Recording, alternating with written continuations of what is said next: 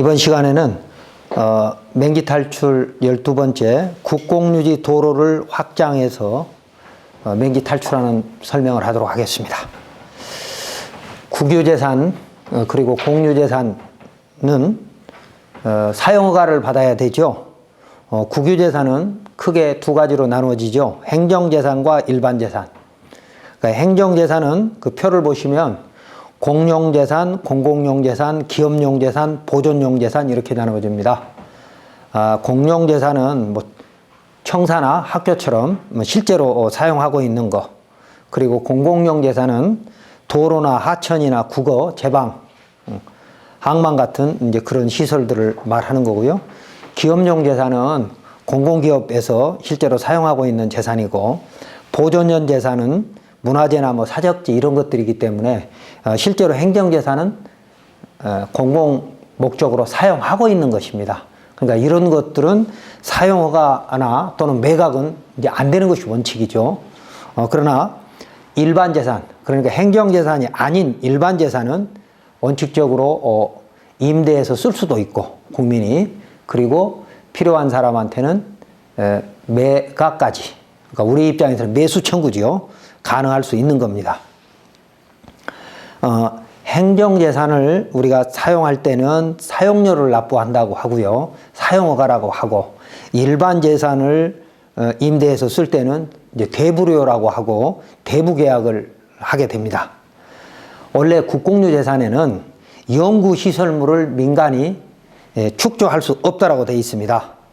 그러나 준공 후에 기부채납을 조건부로, 준공 후 기부채납을 조건부로 연구시설물을 축조할 수 있다라고 되어 있고, 만약에 행정재산인데도 실제로 사용하지 않으면 5년 이상, 그러니까 행정재산으로 지정해놓고 5년 이상 사용하지 않으면 용도 폐지를 해서 매각을 할 수 있도록 되어 있습니다.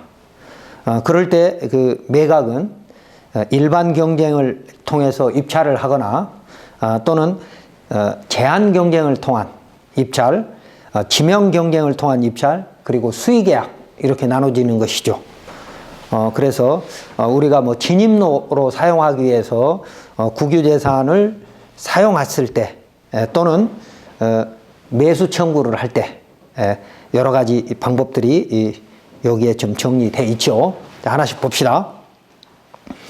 국유인 토지의 지목이 도로인 경우 그 도로가 도로법의 도로가 아니면 도로 점용 허가 대상이 아니고 국유재산법에 의한 사용허가를 받아야 한다. 그리고 두 번째, 국공유인 현황도로, 관습상 도로죠. 국공유지를 우리가 주민들이 도로로 사용을 했을 때 그런 어떤 현황도로, 그리고 지적도의 도로 너비가 개발행위허가 기준에 미달한 경우 국유재산법 및 공유재산법에 의한 국공유지 사용허가를 받아서 그 도로 너비를 개발행위 기준에 맞게 확장할 수 있는 것이죠. 그러니까 기존의 현황도로가 건축법 도로 기준보다 미달한, 예를 들면 건축법 도로가 기본이 4m잖아요. 그러면 현황도로가, 국공유지 현황도로가 2m 또는 3m일 때는 나머지 1m 또는 2m를 추가해야 되잖아요. 그럴 때를 말씀드리는 겁니다. 그때는 기존의 국공유지 현황도로는 사용허가를 통해서 사용을 할 수 있어야 된다. 사용할 수 있다.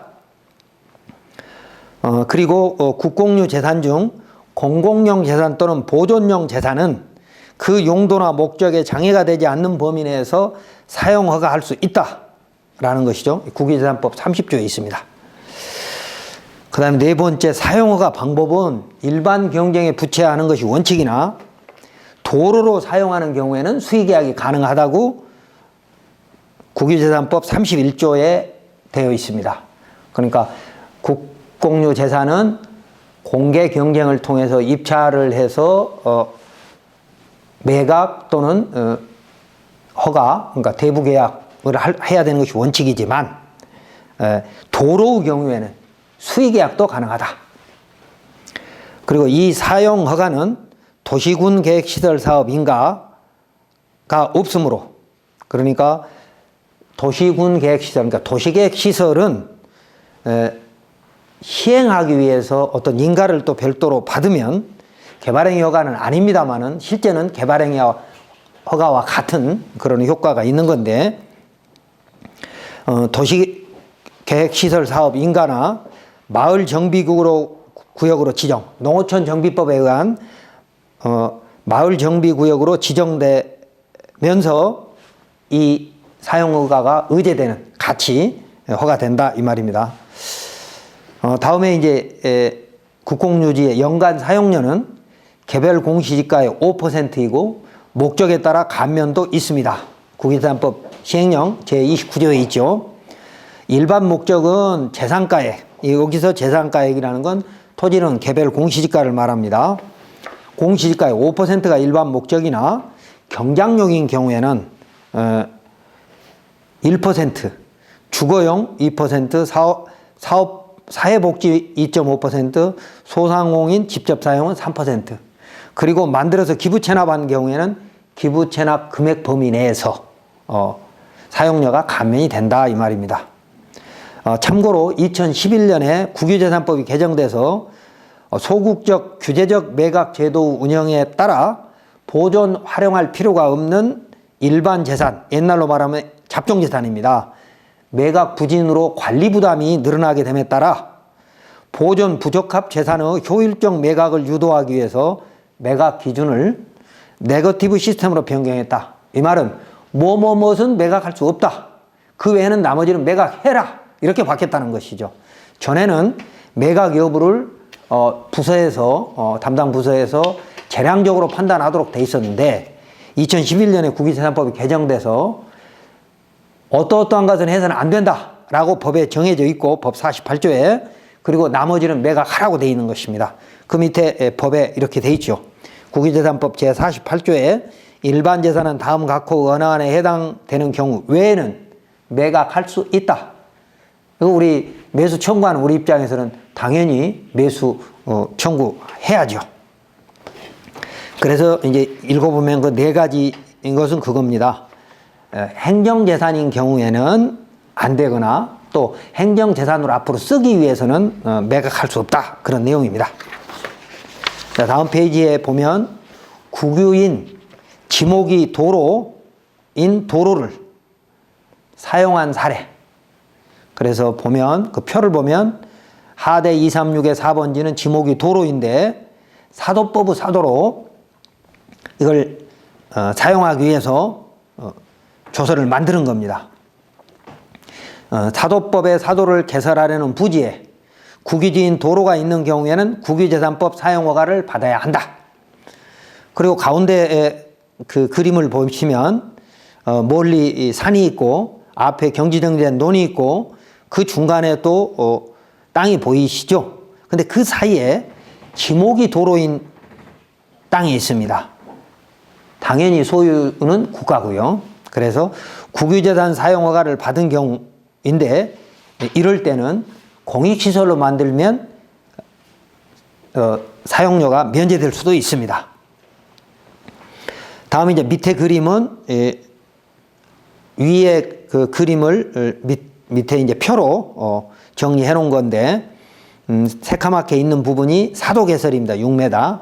그리고 오른쪽에서 왼쪽에서 오른쪽으로 그려져 있는 파란색 선은 그게 지목이 도로인 거죠.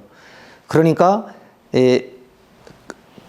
까맣게 칠해놓은 그 부분이 6m 사도가 만들어져 가는데 그 사이에 지목이 도로인 국유지가 있었다는 것이죠.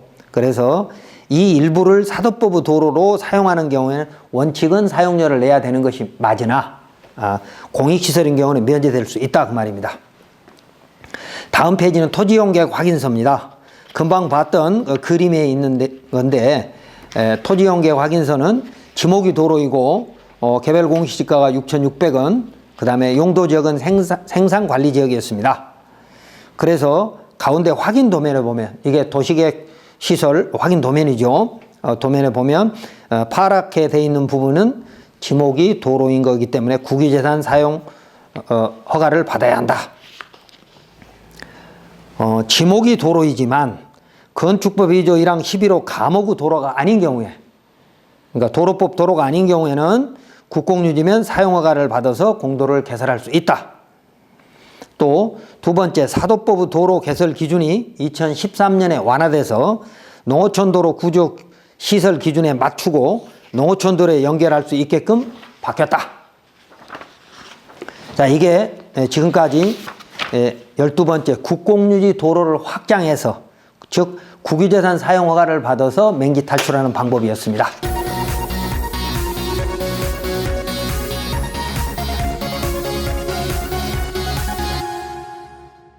다음 13번째, 하천 및 소하천에 교량을 설치해서 맹지를 탈출하는 거죠. 이건 굉장히 큰, 대형 개발에서는 굉장히 큰 효과가 있는 겁니다. 하천 및 소하천 점용허가를 통해서 맹지를 탈출하는 건데요. 국토계획법에 보면 제61조 관련 인허가 등의 의제 그래가지고 개발행위를 받을 때 같이 받는다. 11호의 소하천 점용허가, 18호의 하천 점용허가. 1. 개발하려는 부지를 2차선 도로에 접속하려는데, 우리 개발행위 허가는 2차선 부지에 접속해야 되는 것이 원칙이었잖아요.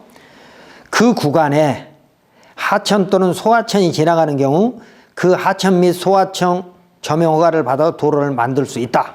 이겁니다. 그러니까 2차선 도로가 있는데, 뭐 국도가 돼도 지방대가 되든 시군도가 되는데 여기에 이 큰 임야가 있다. 또 물론 경지형이 된 논이 있을 수도 있고요. 이 사이에 여기에 하천이 흘러간다는 거죠. 하천이. 그러면 이걸 하천에 다리를 놔서, 여기까지 다리를 놔서 이 다리를 이용해서 맹지를 탈출한다, 이 말인데요. 여기서 조심해야 될 게 있습니다. 이 국가하천은 국토부 관리고 지방하천은 도지사이고 소하천은 시장군수가 관리하는데, 시장군수는 이렇게 하천, 소하천 점용허가가 들어오면 하천 기본계획에 맞는지를 확인하고, 이 도로는, 이 다리는 반드시 기부채 납하는 공공시설이므로 무상 귀속해야 되는 겁니다. 그러니까 이 다리를 만드는데 엄청난, 하천 부지 같으면 굉장히 큰 비용이 들어가고 소하천은 좀 적게 들어갈 거고 국어 같은 거의 경우에는 아주 적게 들어가겠죠. 그런데 어쨌든 하천이 지나가게 되면 이 하천에 다리를 놓는 게 그냥 우리가 눈에 보이는 대로 놓는 게 아니고요. 이 하천은 하천 기본계획이 있습니다. 그러니까 이 하천을 어떻게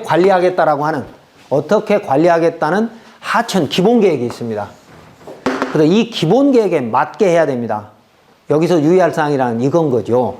눈으로 봐서는 이렇게 되니까 하천 폭이 좁으니까 이 하천 폭만큼만 교량을 만들면 된다라고 생각할 수 있지만, 만약에 하천 기본계획에 아니다, 이 도로에서부터 이렇게 붙여서 하천을 관리해야 된다라고 하천계획에 그렇게 돼 있으면 도로 공사비가 2배, 3배 이상 늘어날 수 있다는 겁니다. 그래서 이런 경우에는 그냥 하천 기본계획을 보고 비용을 설계를 따져봐야 한다는 얘기고요.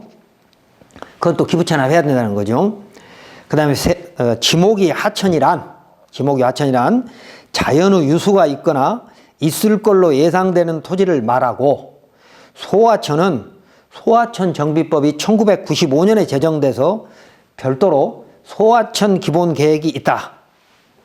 그러므로 그 기본계획에 맞게 교량을 만들어야 된다는 얘기고, 소하천이란 평균 하폭이 2m이고 연장이 500m, 그러니까 2m 이상의 너비와 길이가 500m 이상이면 시장 군수가 소하천법에 의해서 그 물줄기를 관리해야 된다, 이 말입니다. 그래서 다음 페이지, 그러므로 물줄기의 현황은 좁아 보이더라도 하천 기본계획에서 너비가 넓은 하천인 경우에는 예상보다 교량 설치 비용이 많이 들어갈 수 있습니다. 이 하천 제방 및 교량 공사를 통해서 진입로를 확보해야 되는 것이죠. 그래서 만약에 임야 등 대형 토지를 개발하는 경우에는 이런 교량 설치 비용이 많이 들어가기는 하지만 넓은 임야의 가치 증가와 같이 섞어서 생각한다면 이 교량 비용은 아주 적다는 거죠. 예를 들면 자, 이 임야가 맹지 상태에서 10만 원인데 다리가 넘으면 어떻게 되겠어요? 20만 원, 30만 원 금방 올라가죠.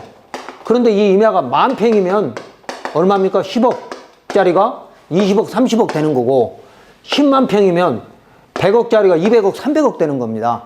그런데 다리 값은 많아야 2, 3억 정도면 한 15m 정도까지는 2, 3억 정도면 다리를 만들 수 있는 거죠.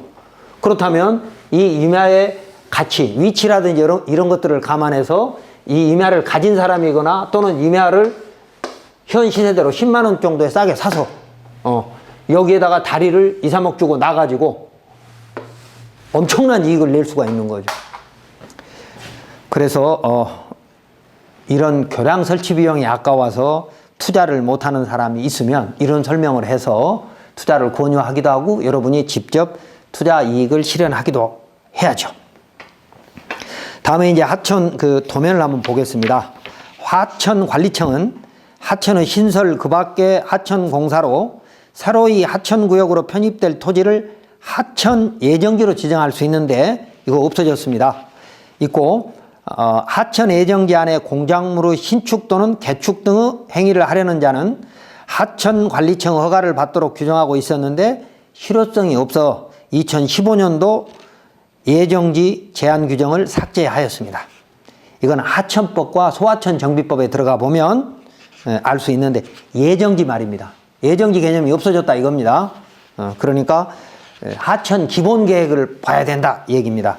자, 그 단면도를 보시면 왼쪽 오른쪽에 툭 튀어나와 있는 게 제방입니다. 이게 실제로 기본형이기 때문에 그런데 우리가 하천은 정비가 안 된 하천에는 이런 제방이 없는 경우가 많고요. 또 제방이 한쪽만 있는 경우도 있습니다. 그래서 그 가운데를 보면 포락지라고 되어 있습니다. 포락지라는 건 한마디로 정상적인 땅이 아니다. 물속으로 들어간 땅이다. 이렇게 생각하시면 되고 그 다음에 제외지 그리고 하천구역. 하천구역의 넓이를 한번 보십시오.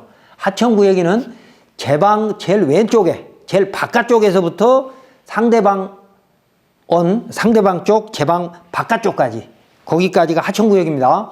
그러니까 하천구역이 너비를 좀 잘 보고 계산을 해야 될 것이다.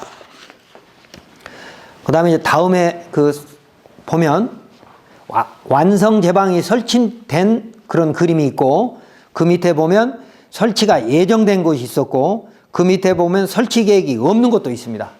이렇게 없는 것은 하천 기본 계획을 수립해야 되는 거죠.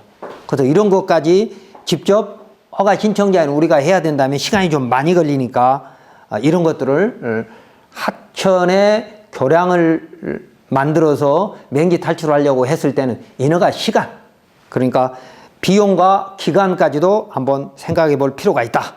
그런데 제방이라고 하는 것은 매년 홍수가 나가는 것도 중요하지만 50년 동안, 최근 50년 동안 제일 홍수철에 높게 올라갔던 그것까지 이상으로 제방을 높여야 되는 것이기 때문에 그런 이 도면을 보면서 잘 이해하시면 되겠습니다. 그 다음에 일반 주택 허가에서 진입로 확보를 위한 소하천 점용 사례를 여기 올려놨는데 제일 위에 보면 소하천 허가를 신청하려면 교량 양쪽 토지 소유자의 동의가 필요하다. 그러니까 교량을 만들게 되면 양쪽 땅이 합해지잖아요. 그러면 어느 한쪽이 이 소유자는 반대쪽 소유자 또는 반대쪽 이용자, 그러니까 반대쪽 땅이 내 것이 아니라면 그 이용자의 동의가 필요하다는 겁니다. 뒤에 설명되겠습니다만 민법에 그런 것이 있습니다. 내 땅을 상대방 땅에, 그러니까 건너편에다가 언덕을 만들겠다라고 했을 때는 그쪽 동의가 필요한 것이 원칙이죠. 소하천법의 소하천 구역에 있는 토지의 지목은 국어입니다. 자, 그래서 제일 위에 그림을 보시면 소하천 점용 신청지와 국어 지목이 표시가 돼 있죠. 뭐 이런 구체적인 거는 이제 토목측량 설계사무실하고 협의하면 되고요. 그 다음에 가운데 그림을 보면, 자, 오른쪽에서 왼쪽으로 진입로가, 맹지 탈출하는 진입로가 만들어지는 거예요. 이게 이제 교량으로 만들어지면서 이걸 이제 기부 체납을 해야 되는 건데, 그 밑에는 소하천이 흘러가는다 그 말입니다. 자, 소하천 허가로 진입도를 확보하기 위하여 7m 소교량 박스를 설치해서 기부 체납한 사례입니다. 자, 전원주택단지 안쪽에서 아래 마을을 보고 찍은 사진입니다. 전원주택단지 2만 평의 진입로는 8m 이상이 되어야 하나 2014년까지는 4m로도 가능했습니다. 그런데 이제 법이 개정돼서 이제 8m가 되는 것인데, 그 그림을 보시면 가운데 그림을 90도 이렇게 틀어서 찍은 사진이니까 잘 보시면 이해가 되실 겁니다. 자, 다음 페이지 보시면 금방 봤던 그 소하천 점용에 대한 토지용계획 확인서입니다. 토지용 확인서. 산에서 내려오는 국어라도 소하천법의 소하천 구역으로 지정되면 소하천 정비계획에 맞게 점용허가를 받아 교량을 설치해야 한다. 아까 하천법에서 설명했지만 하천이든 소하천이든 기본계획이 있어요. 그 기본계획을 잘 보고 판단하셔야 된다는 얘기고, 그 다음에 마을 안기는 사회수 6m이나 전원주택단지 조성을 위해서 개발행위 허가를 받기 위해서는 8m 이상의 사설도로를 개설해야 합니다. 그래서 이 사례에서는 자연녹지 지역이고 자연취락지구인 곳에 소하천 구역인데 개발행위 허가가 아까 3만 제곱미터 9,000평 이상이면 8m 이상의 도로가 필요하다 그랬죠. 그래서 이걸 만들었던 사례입니다. 다음 페이지에는 임야에다가 수만 평의 임야에다가 주차장, 주기장으로 개발을 해가지고 진입로 확보를 위해서 교량을 설치해서 기부 체납한 사례입니다. 그거 보시면 고속도로 IC에서 가깝죠. 그래, 접근성이 좋으니까 땅의 가치가 올라가겠죠. 그래서 고속도로 IC 바로 뒤에 있는 임야에 주차장, 주기장을 만들었는데 그 앞으로 시도가 지나가고 지방하천이 있습니다. 그러니까 시도와 이 사업 목적 부지, 목적 사업 부지와 사이에 지방하천이 지나가는 것이죠. 고속도로 IC에서 500m 이내의 임야로서 하천에 둘러싸여 맹지 상태임. 주변에 첨단 산업단지가 있어서 개발 수요는 많다. 이 가운데 것은 이제 그 설계 도면인데요. 하천법의 점용 허가로 교량 설치, 도시군 계획시설은 무상 귀속이고 기부 체납한다 그랬죠. 6에서 35m, 그러니까 너비 6m짜리를 35m 길이로 했다 이겁니다. 공사비는 2006년도 당시에는 1억 5천 정도 했습니다만 지금은 이제 뭐 2배, 3배 이렇게 많아졌겠죠. 그렇다 하더라도 목적 사업 부지가 평수가 뭐 몇만 평 되면 이 맹지 탈출함으로써 그 목적 사업 부지의 가치가 2배, 3배 이상 올라가니까 당연히 교량을 설치해서 기부해도 큰 이익이 되겠죠. 이때 하천 정비 기본 계획에 맞는 교량 너비를 확보하고 점용 토지는 점용 비용은 토지 가격의 100분의 3 하천법이라는 얘기고, 다음에 토지용 계획 확인서, 금방 그것에 대한 토지용 계획 확인서입니다. 주차장이고 계획관리 지역, 그리고 접도구역, 도로구역, 소하천구역 표시가 있고요.